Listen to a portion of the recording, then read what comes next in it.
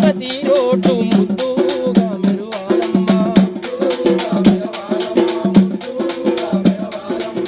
ముఖ్యంగా మన వాడల్ని ముస్తాబే చేయాలమ్మా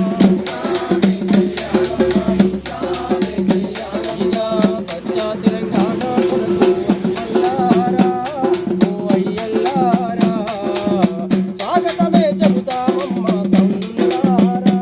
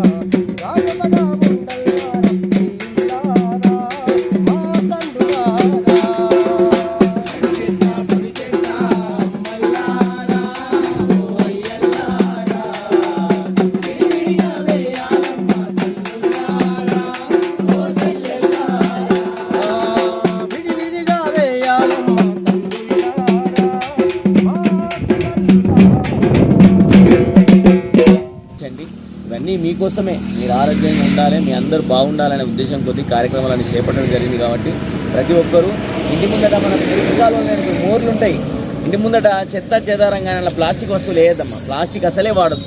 ప్లాస్టిక్ వాడితే ఏమవుతుందంటే క్యాన్సర్ వస్తుంది. కాబట్టి ప్లాస్టిక్ వస్తువులు ఇంకా వాడద్దు దయచేసి. ఇంకొకటి ఏంటంటే ఆరు బయట మల విసర్జన చేయొద్దు పాతకాలం పద్ధతులు. ఎందుకంటే అందరికీ దాదాపు మరుగుదొడ్డి ఉంటుంది, కానీ కొంతమంది ఏంటంటే నిర్లక్ష్యం వహించి దాన్ని వాడకుండా బయట మళ్ళీ డబ్బాలు పట్టుకుని పోయే సంస్కృతి ఉంది. కాబట్టి అది మర్చిపోవాలి, ఎందుకంటే అది మనకు అనారోగ్యానికి కారణమవుతుంది. అవునా కదా? ఆరు బయట మల విసర్జన చేయడం కూడా అంతా అక్కడ అక్కడ కూడా వాళ్ళ ఈగలు ఏమవుతున్నాయో మళ్ళీ మన ఇళ్ల ప్రాంతాలకే వస్తాయి. కాబట్టి దయచేసి ప్రతి ఒక్కరి విషయాన్ని గమనించండి.